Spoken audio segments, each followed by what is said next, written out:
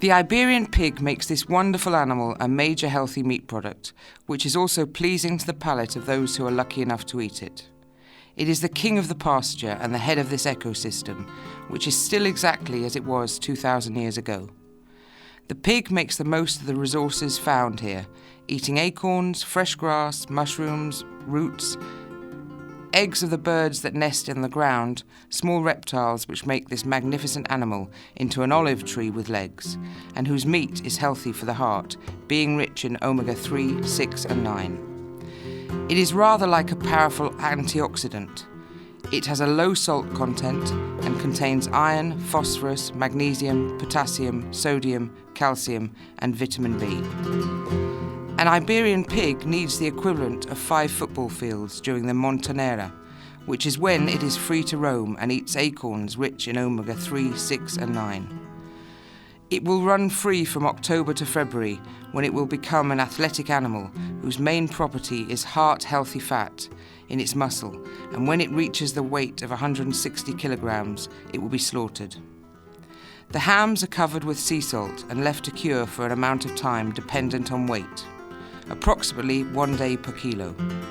Next is the process of washing and brushing to remove excess salt, and finally the ham is left to rest and dry naturally for a year until it is sweet enough. Finally, they come into a special cellar to spend a minimum of 18 to 48 months, waiting for the optimum time of consumption. In summary, Iberian ham is synonymous with purity of race, acorn feeding, and the good know-how of a people who have been enjoying this magnificent animal for hundreds of years. Iberian ham is the greatest ambassador to cross our borders. It is an unrivaled taste experience to anyone who has the good fortune to eat it. Iberian ham has become the most internationally known Spanish national treasure, next to caviar, truffles and champagne, and it is a gourmet product par excellence.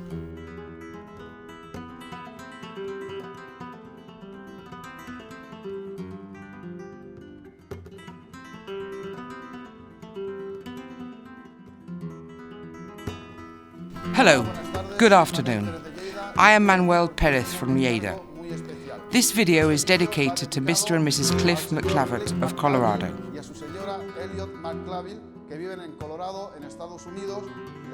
I am going to explain what needs to be done to get the maximum from a ham.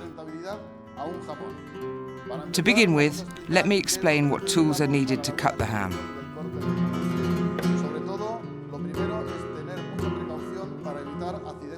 To avoid accidents, you must have a hamonera or ham table to keep the ham stable, tweezers to pick up the slices of ham as you cut them, and a couple of different types of knives. A flexible knife that is only used to cut the lean ham and never used to prepare the ham for cutting, nor to touch the bone. A rigid or inflexible bladed knife to prepare and clean the ham. A small pointed kitchen knife to separate the meat from the bone, and a sharpening steel to sharpen the knives.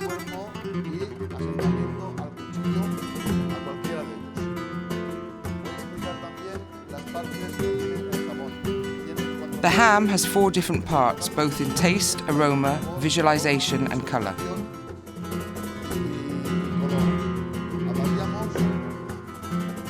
The hock, outside leg, tip and shank half.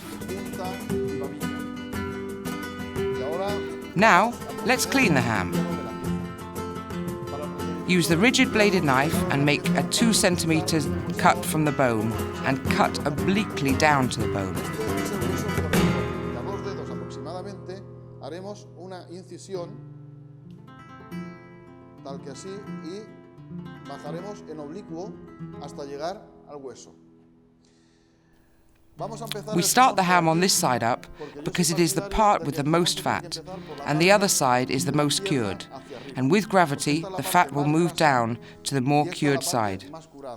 Si la tenemos aquí, toda la grasa infiltrada que tenemos va a hacer la ley de la gravedad su función y nos va a bajar a la babilla, con lo cual lo realzará más. With the rigid knife, make a cut around the ham into the skin. Lo que ahora mismo vamos a cortar o preveemos que vamos a cortar.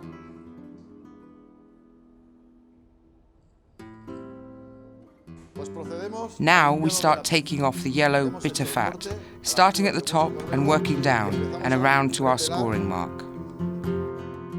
Hacia allá, limpiando la pieza, sacándole toda la grasa amarilla, que es la rancia y la más añeja. Bueno, pues en este momento ya tenemos la parte que vamos a cortar, es la parte de la maza.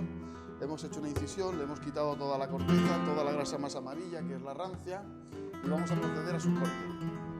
Vamos a empezar siempre. We always start slicing the ham from the highest point of the ham, as here there is no bone. Aquí, en nada, nos va a salir un hueso, y es el hueso de la cadera. Y ya os explicaré cómo tenemos que esquivarlo. Y procedemos. Let's start cutting the ham using our ham knife and tweezers. A su corte. Llegado a este punto, nos encontramos. Cut the ham until you come across some bone, the hip.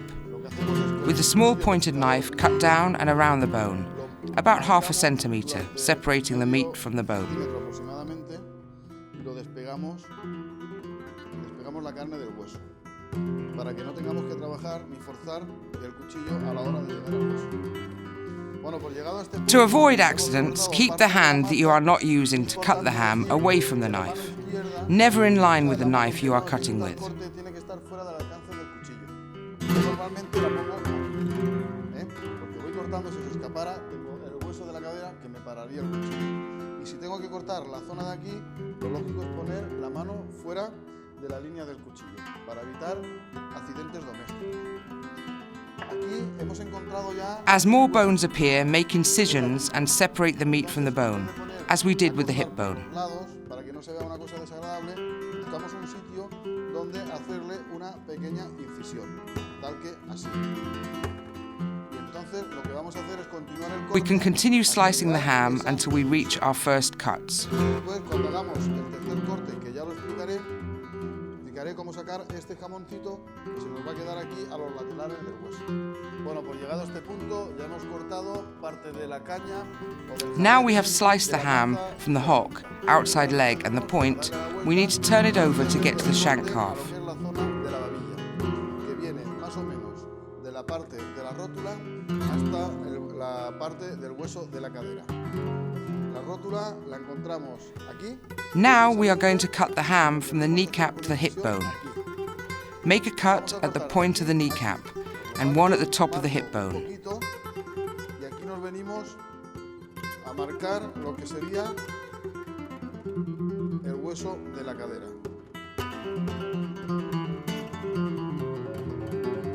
Y de la misma forma. Now start slicing as before. Procedemos a su corte. Bueno, pues ya hemos cortado lo que es la zona de la babilla. Antes habíamos cortado lo que era la parte de la punta, la maza. Y ahora lo que nos quedaría sería lo que es el tercer. Finally, we start the third cut, which is the side of the ham. We put the ham on its side, and after removing the fat with the rigid knife, we can cut slices in this way so that each slice has its share of fat.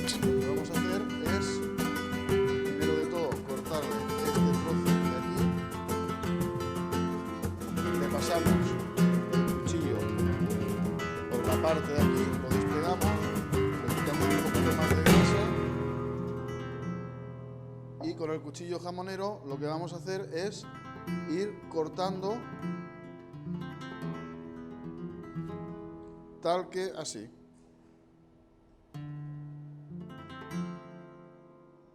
Para sacar la loncha que tenga, cada loncha tenga su parte de grasa. Y así es Continue como slicing until we have finished the ham. terminando el jamón. Bueno, pues como pueden ver, hemos cortado el tercer corte, lo seguimos cortando, hemos descubierto el hueso de la cadera y el hueso coxal y seguiríamos cortando hasta llegar a esta zona más o menos, donde aquí podríamos sacar el jamón de la parte lateral. Y así aprovechar al máximo hasta llegar al hueso sin sacrificar mucho el filo de los cuchillos. Y eso es todo, es un vídeo. This is a basic and practical video on how to cut a ham. Podríamos entrar en muchísimos más detalles, necesitaríamos muchísimo más tiempo, pero yo creo que para la iniciación del corte les va a ir muy bien. Pues como siempre ha sido un It's been a placer. pleasure to do this video, and I dedicate this plate of ham to Mr. and Mrs. McClavitt. Best wishes from Lleida in Spain. España.